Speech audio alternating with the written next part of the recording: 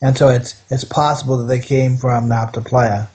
However, around 3500 BC, it was a fairly common occurrence for little priestly groups to deliberately either be sent out or choose to go out and relocate themselves away from the main group. The function is about like, I compare it to making a backup copy of something important to you on your computer. Mm.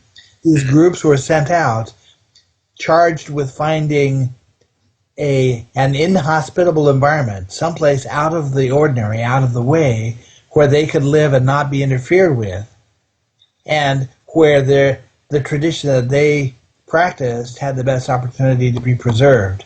And so the Dogon have done this. They located themselves in a spot that is very, very difficult to get to. The Naki in China and Tibet live on the border of Tibet and China in an extremely inhospitable location. Even the Hopi Indians do the same thing. They have a tradition of priestly groups setting out to deliberately locate themselves in an inhospitable place. And again, this has to do with the preservation of their culture and the way of life then, because to me that also implies that they knew that there was going to be a lot of other people, so to speak, coming on the planet and potentially threatening. Well, yes.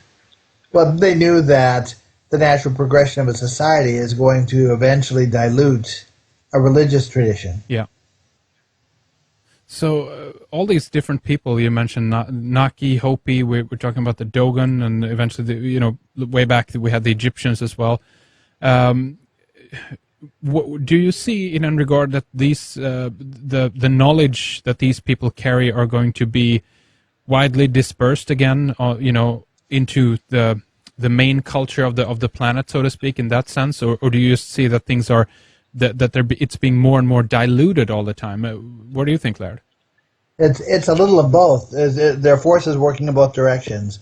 I can see that from a scientific standpoint, this cosmology includes information that our scientists are just on the cusp of discovering, or there are still a few hints and clues available in the cosmology that could save us effort.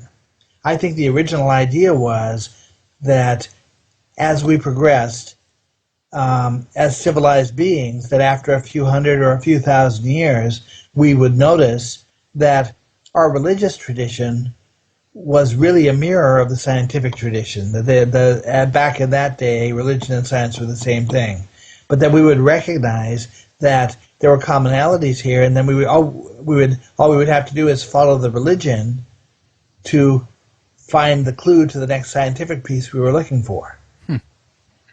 No, and somewhere along the line, we lost that. That never really happened. We got sidetracked, and just now, as we're noticing that these things are the same, there's still the possibility. For example, scientists are trying to decide among 200,000 possible shapes what the Calabi-Yau space looks like. This is a structure way down deep in matter that it's a bundle of wrapped up dimensions that's at every point thought to be at every point in space and time. Mm-hmm. They're trying to sort out what could this look like. Well, the Dogon have a drawing of it.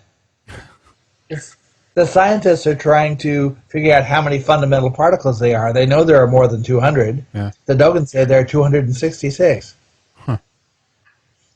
So there are clues here that could be very, very important to scientists still, and the hope is that they will be before science catches up with what the religion can do for us.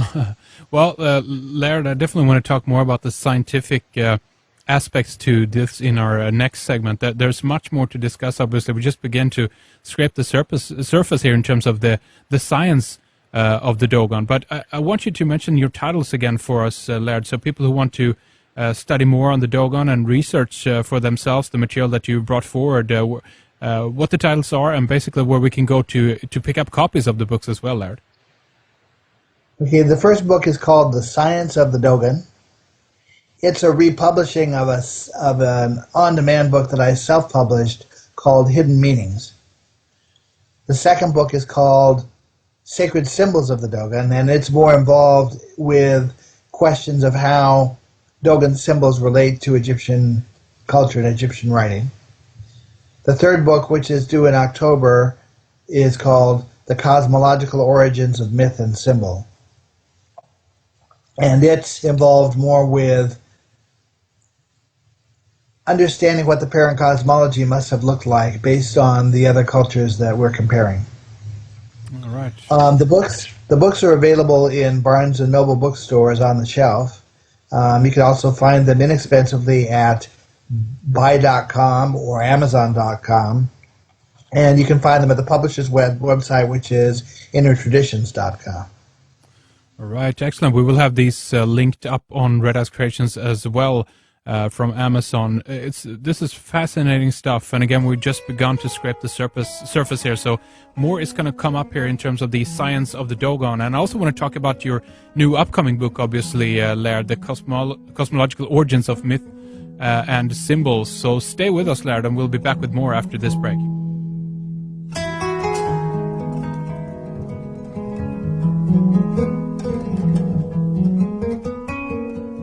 Don't miss our second hour with Laird Scranton for much more about the Dogon people, their scientific knowledge, the cosmological plan of the teachers, symbols and myth. We discuss genetic engineering of seeds and humans, what ancient cultures say about prophecy, catastrophe and the return of these teachers. What is the relationship to the myths about the fish Jesus, the mare people or the fish people, and the symbolism of the dog, Sirius, the dog star. We're also going to the symbolism of the crop circles, languages that are missing vowels, gematria, and more about the cosmological origins of myth and symbol. So don't miss our next hour with Laird Scranton. You can find all information on how to tune in or sign up on our website. We'll talk more after this break.